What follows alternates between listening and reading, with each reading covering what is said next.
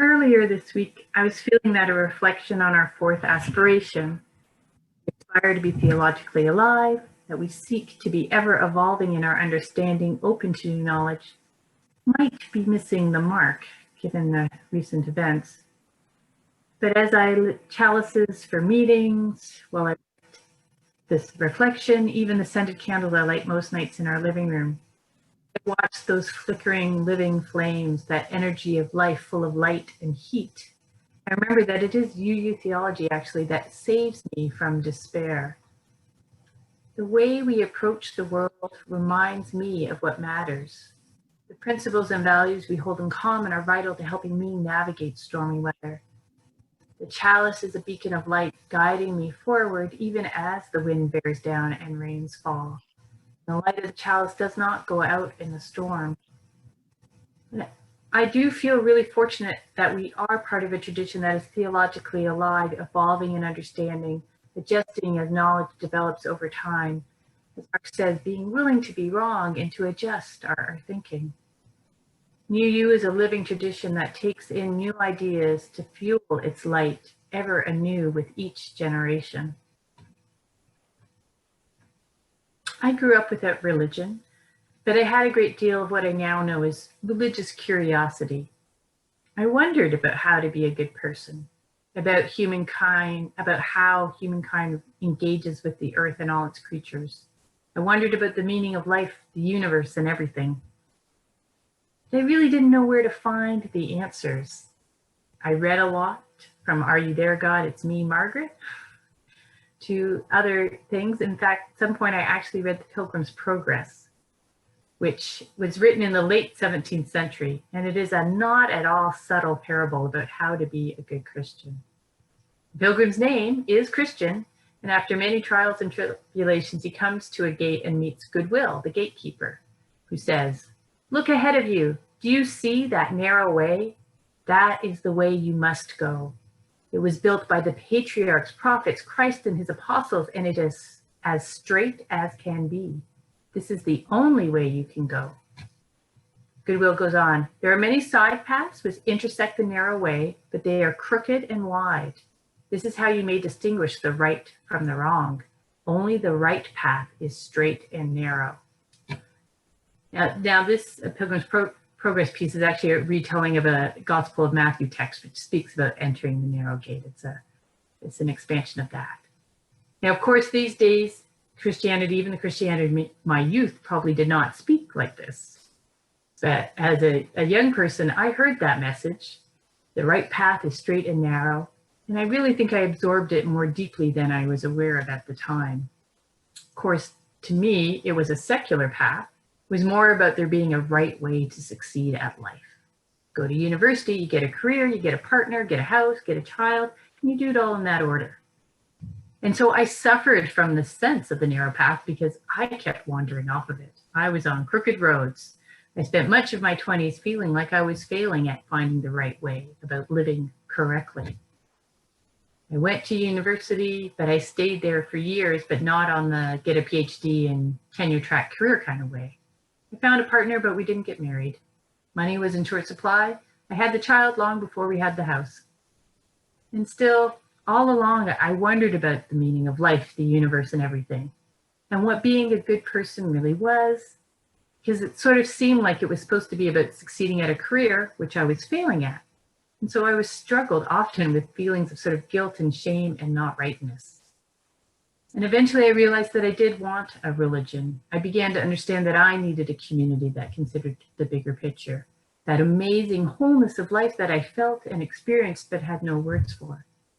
But I did also know I rejected what I understood to be the rules and dogma of Christian church life. If you know the Big Bang Theory, Amy Farrah Fowler once said, "I don't object to the concept of a deity, but I'm baffled by the notion of one that takes attendance." And then in my 30s, I found Unitarian Universalism. And Unitarian Universalism, with its open, non-creedal stance, welcomed me as I was, a confused, earth-based, spiritual atheist, and I probably didn't even have any of that language at that time. And as I continued with Unitarian Universalism, I was also exploring neo-paganism, because that closely aligned with my sense of communion with the divine, being grounded in the seasons, attentive to the rhythms of the earth. And I joined, this was the Grand River Unitarian Congregation in Waterloo, I joined the Women's Ritual Group that was based in neo-paganism. And eventually, at some point, we called ourselves Women on a Not So Rigid Path. A not so rigid path.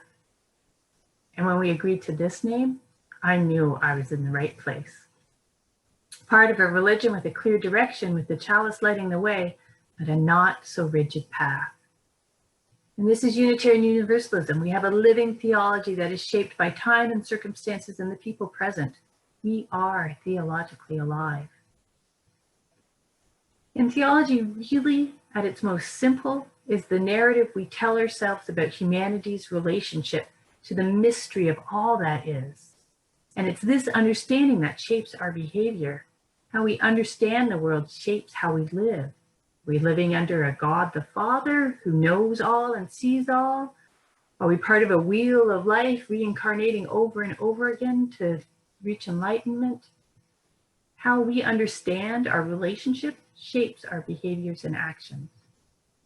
Right now, our Unitarian Universalist theology speaks of mutual relatedness. We are all connected. We're connected to our inner self, that deep form of knowing, that form of intuitive truth we all have inside of ourselves. We're connected to one another, that nurturing community that sustains us. We're connected to the earth, that living planet of which we are a part. And we're connected to that mystery, whether that is a god or goddesses or the infinite universe. We begin with that understanding of connection, that we are all part of this very great whole. To aspire to be theologically alive, to be ever evolving in our understanding, open to new knowledge, it's a challenge. There's a reason why so many religions have sacred texts, writings that are read over and over and over again over the centuries. The words and concepts to turn to hold in common, the way of finding answers. And as much as sacred texts contain deep meaning that continues to resonate across time, the trouble with sacred texts is that they're also written in context, in languages and cultures that are temporary, and they fix humankind to singular points in history. To be part of a living tradition allows theology to evolve as we do, as we strive to be more inclusive, more welcoming. As new scientific understanding opens up, our theology opens up as well. We began as heretics, as anti-Trinitarians and proclaimers of universal salvation in a time when everyone was pretty much going to hell. And our name identifies those radical theologies that founded our tradition. But we didn't stop there. We kept exploring the relationship between people and the mystery. In the mid-19th century, we said nature was as much an avenue to experiencing God as reading the Bible.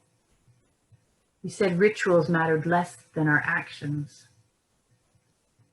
We proclaimed the fatherhood of God, the brotherhood of man, the leadership of Jesus, salvation by character, and the progress of mankind onward and upward forever. And for its time, the late 19th century was when that statement was popular. This was a progressive and expansive theology. It was the period when we had let go of formal doctrinal creeds and offered that statement up instead. And it had an impact. It was a good way to be thinking at that time. But if that's what I had heard when I entered a UU church 20 years ago, I don't think I would have returned. Without a sacred text or a formal doctrine, our theology evolves as society evolves. And we are very much influenced by the moment.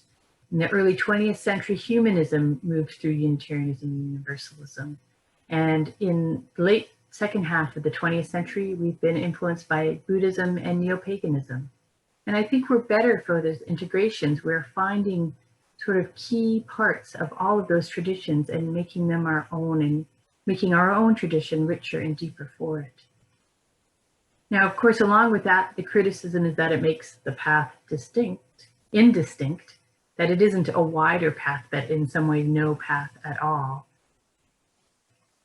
And I'm not entirely sure that's true. I think we have an orientation, but I will say over the years, I myself have moved away from thinking of Unitarian Universalism as a path, and I've come to think of it as a framework.